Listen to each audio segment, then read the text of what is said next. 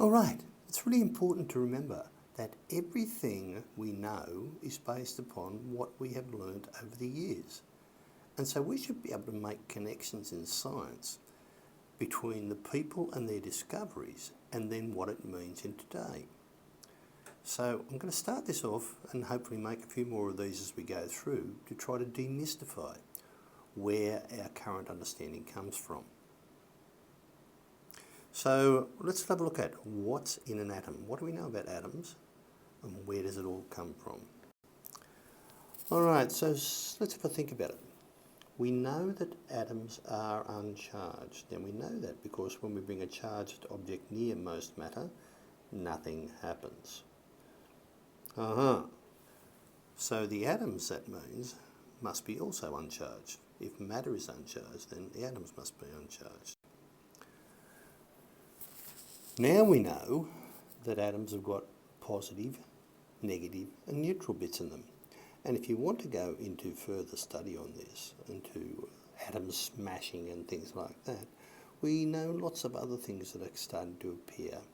Of course, you remember a few years back we had the Higgs boson discovered and proved that it exists. So we now actually think there are more than just these positive, negative and neutral parts.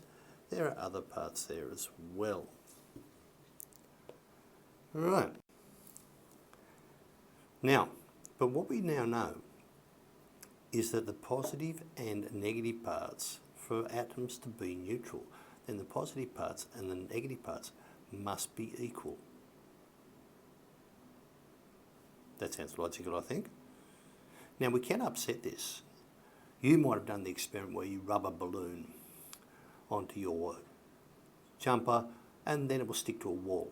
And this is because we've changed the balance of the particles, the positive and negatives, in the surface of the balloon compared to the wall, and we get this sticking process. But that is another connection. Alright, so the fellow who did this was a French fellow.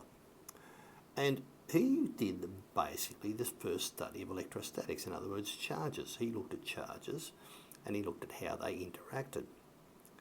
And he sort of looked at the forces and he thought, the force that goes on between the type of force can be an attraction, in other words, they want to come together, or a repulsion, they want to go apart. Depends upon how far apart they are and how big the charge is. Pretty cool stuff. That's important for us to remember. His work is the basis of quite a bit of what we now know. And this was a fellow by the name of Mr. Coulomb. And he got recorded that we actually give the charge on something uses the units of coulombs now. Probably what he remembers most of all is that those lovely things where you get magnets and things like that, we have opposite forces attract and like forces repel. This is the key. Alright, so he did all this sort of stuff. And then we had a big fellow by the name of Mr. Dalton come along. Now, he was very, very clever, and he was an English fellow, and he got there, and at the time the Greeks had actually called the matter being made of these little particles called atoms, and atoms comes from the Greek for indivisible. Atomos means indivisible. Alright, so remember it's a theory. Now, like all good theories, a theory in science is not a best guess. It's basically something that's been proven in most cases, but not in all. When it's all and it's all super reliable, then we change it to a law, or it can be changed into a law. Some things never get out of the theory stage. It's not like a natural progression, but we can actually have this go on. Now, Dalton came up with the idea that atoms are like the balls. I suppose we could think of like balls on a pool table, or any other ball. They're nice and solid and they can't be split apart and all these sort of things. Now, considering he didn't have much to work with in terms of technology, that wasn't a bad guess. Some of his work is still used today. But this one has been proved wrong. He didn't have the Hadron Collider and the atom smashers that we have today, so he couldn't possibly understand all this. But his idea was that. Now, that was kept going pretty well for quite a while, and that was what you would have learnt in about the 1800s in school. if you were lucky enough to go to school. Then this fancy sort of stuff called electricity got developed. And when things get developed, when technology changes, then it changes our understanding, because we actually are able to test more. We're able to get in there with our scientific models and look at things much, much more closely. And this thing here is called a Crookes tube. Not as in someone a crook who goes and steals things, but a Mr. Crookes developed it. Most scientists in the old days used to have to make their own equipment. So this is a Crookes tube, and what we actually find is that particles were made at the negative, attracted to the positive. Remember Mr. Coulomb, opposite charges attract, negative, positive, and we left a hole there. And all of a sudden this beam of things, particles, came charging through, and they hit the end of the glass, and the end of the glass had a special chemical called phosphor.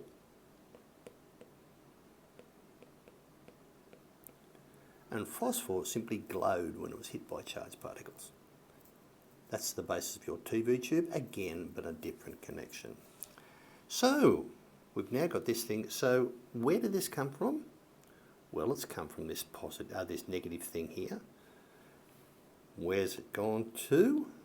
So it started off here, this negative thing. So somehow we've created these particles, and they've got a negative charge on them. We can see what's going on, because again, we've got electric plates here. Again, electricity was brand new. It's being attracted to the positive plate, so it must have a negative charge. Mr. Thomson, JJ, came out with the idea that matter must have negative bits in it. Now, he actually proposed that it was like a muffin. You've got negative bits in a positive centre, and it's really, really interesting that the way things have worked from there. And it's always after a discovery. Remember, we first started off with Mr. Coulomb. Now we've got to the stage of, because of electricity, we've been able to work out that we've got negative charged particles. Now, a New Zealand fella, getting away from England, but he worked in England, by the name of Rutherford. He happened to be around just after all the work from Madame Curie and all these people like Mr. Becquerel and all the other people who did with radioactivity. And he used their information to help him. And so what he did was he got some radioactive particles, which he knew about. They were called alpha particles. And he fired them at this gold stuff, this gold bit of metal, and he had a detector around the outside, and the detector, when something charged hit it, it glowed, so it's got phosphor in it again. Right, now he noticed that some went straight through, others were bent a bit away from straight, and some came back at him. And this led him to believe several things.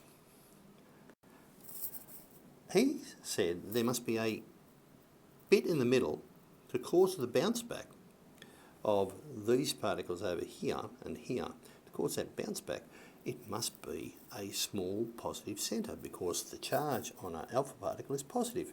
Aha! But some went through, so that meant that there was lots of empty space. It's a bit of a disturbing thought to think that we're actually made of empty space. But if we could actually remove the empty space from us, we'd be a lot smaller.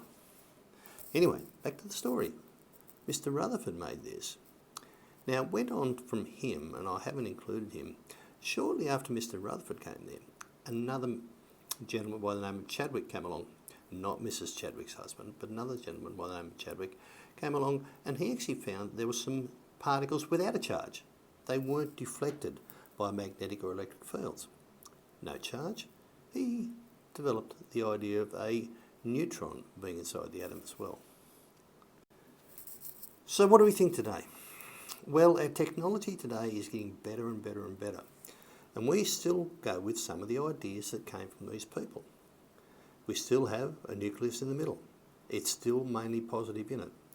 We've got a small negative charge because we've been able to measure the size of the electrons and the protons and the neutrons.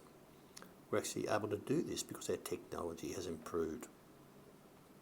So we can actually do this, and now we say we've got this positive nucleus, And around it is an area which we call a cloud, where we could find the electron. The electron's in here somewhere, but they're moving around. Now, they don't race around on little racetracks.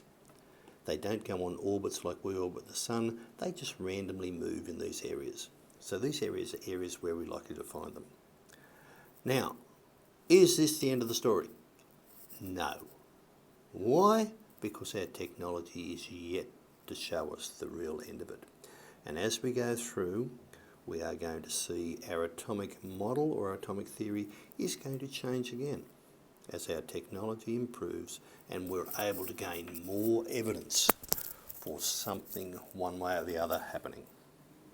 Right, I hope that has helped you understand why we talk about atoms and the way we talk about them.